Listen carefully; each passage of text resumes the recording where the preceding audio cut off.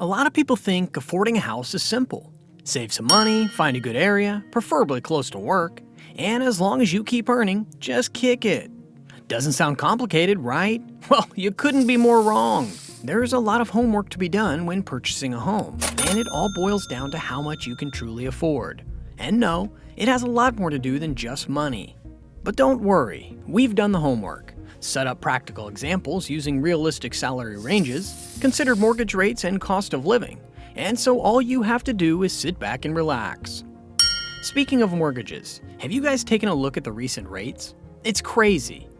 Recently, it has shot up to the 6.5 to 7 range, which is a far cry from early 2021 when it was just 2.65%. You don't need a soothsayer to tell you mortgage payments are much more expensive than they used to be. And it doesn't stop there. The median price of rent is on fire right now, especially in cities like Indianapolis and Cleveland, where rents go up 10% or more annually. As things stand, the median rent in the US is around $2,052 according to Rent.com. That said, we'll be looking at both sides of the coin, renting a home or outright buying one, starting with the former. Let's face it, not a lot of people can close their eyes and buy a house on the go. Even Warren Buffett believes renting can be a smarter financial decision than buying, depending on your financial situation. But what if we told you a lot of people make the mistake of renting a place without drafting a plan? Even worse, some people just flock into fancy neighborhoods just because it makes them look good. Quick question, are you richer than Warren Buffett? No? Today he is worth $116 billion, and he doesn't even live in an expensive neighborhood. You don't believe us? Then you need to see this.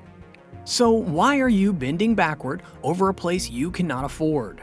The first mistake you can ever make when renting a place is settling for something above your financial bracket. No matter the perks, it's not worth it. Every time you want to rent a place in a fancy neighborhood above your pay grade, never forget this statement from Warren Buffett. Cost of living does not equate to standard of living. You don't need that much money. Aside, I love to ride around in a private plane. I will totally acknowledge that.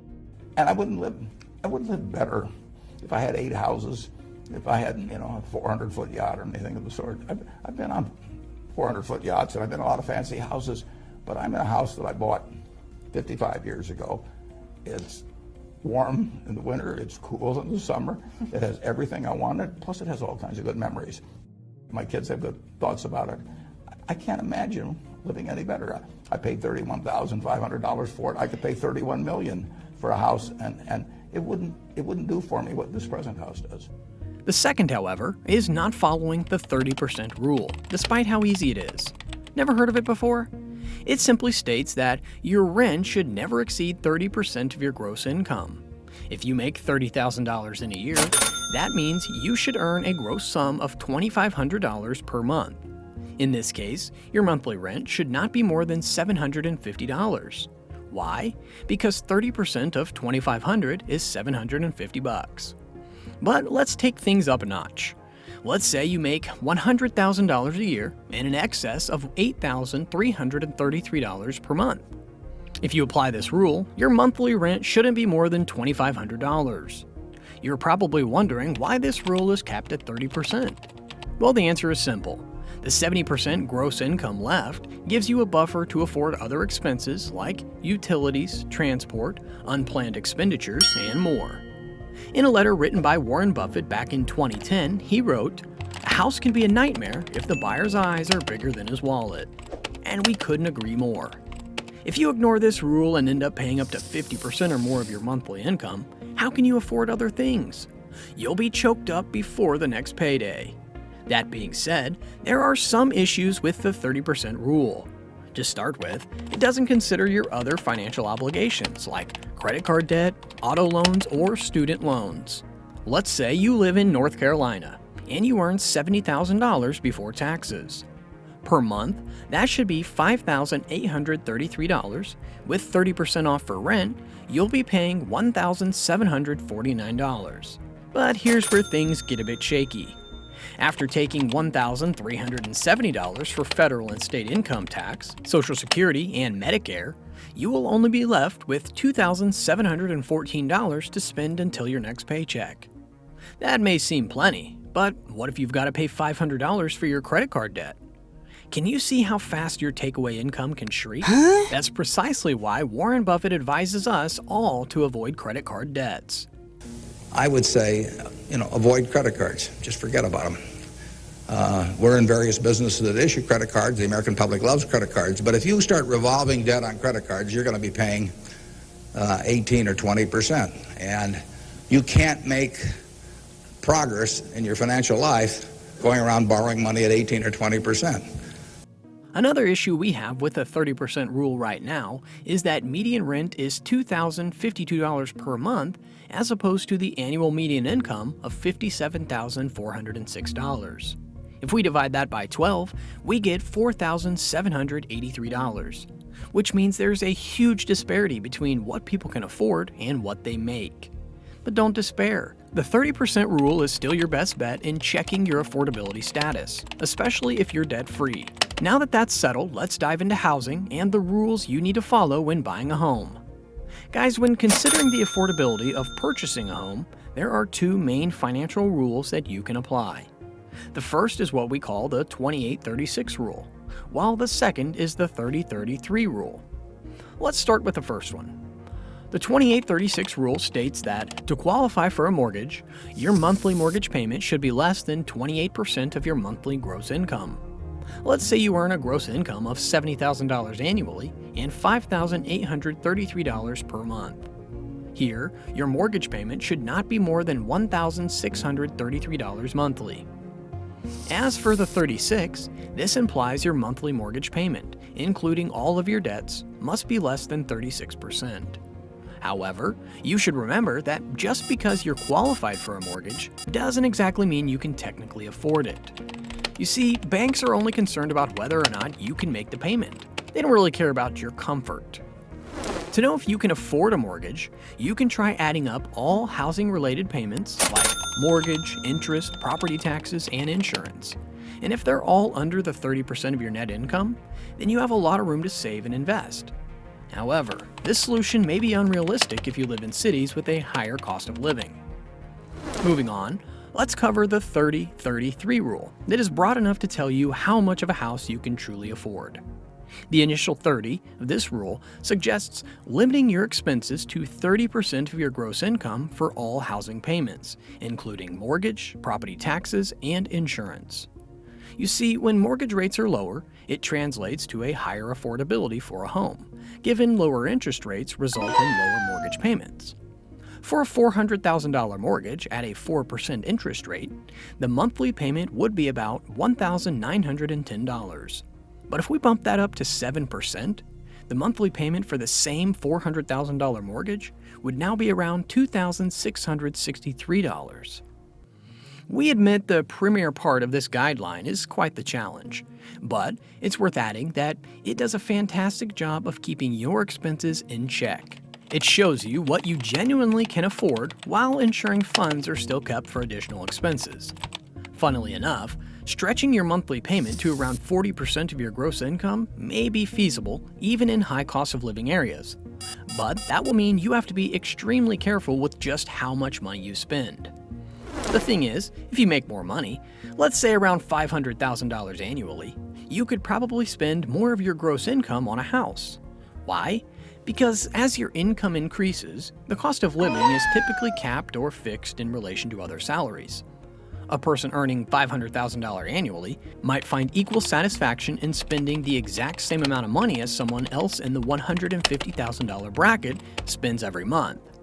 It may sound strange, but it's actually the truth. Remember, Warren Buffett lives in a middle-class neighborhood and spends relatively frugally, considering his net worth. He's still having a swell time, and according to him, won't sell his house for anything in the world. Speaking of Warren Buffett, do you know when he bought his house? Well, here's the tea. When questioned by a young member of the audience who needed to know the best time to buy a home, Buffett shared valuable advice that aspiring homeowners should consider following. Decided to buy a house when the down payment was about 10% or so of my net worth, because I really felt I wanted to use the capital for other purposes. Yep, you heard that right. Despite having enough money, he decided to wait until the down payment was 10% of his net worth. Alas, we can't shake off the feeling that a big problem is on the way. With home affordability becoming more expensive, a lot of millennials and Gen Z consumers may be unable to afford houses in high cost of living states like New York and California, compared to their Gen X and Boomer counterparts. If that happens, we may just see the start of an epic trend towards moving to smaller, more affordable cities. The second part of this 30-33 rule suggests that you should have 30% of the home's purchase price in cash. That means if a house is worth $500,000, you should have at least $150,000 in cash.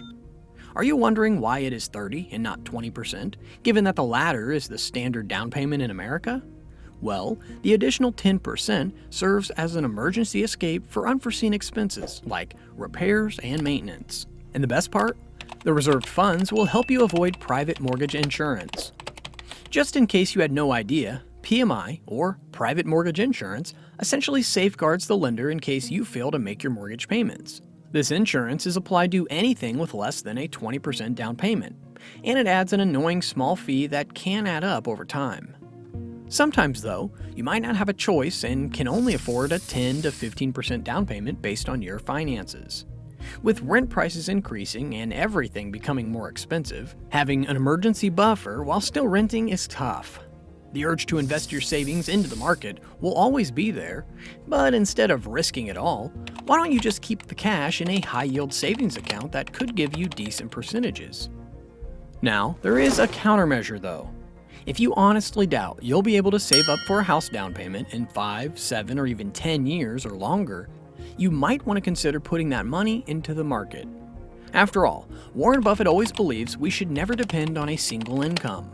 Rather, we should make worthy investments and create a second source of income. But remember, anytime you invest money, there is always a risk attached. While it might give you decent profits, it could also go down as well. So, here lies the million-dollar question. Do you think the reward is worth the risk? We'll leave you to answer that. Before we get into the last part of the 30-33 rule, do you remember the mortgage rates we mentioned earlier in this video? Currently, the rates are high, around 6 to 7%. But what this means is that making a bigger down payment could do you a lot of good, as it would help reduce your monthly mortgage payments. Just reflect on that for a bit. Moving on to the last part of the rule, why don't you make a guess as to what it potentially means? Have you locked it in? The final 3 suggests you shouldn't buy a house greater than 3 times your annual income.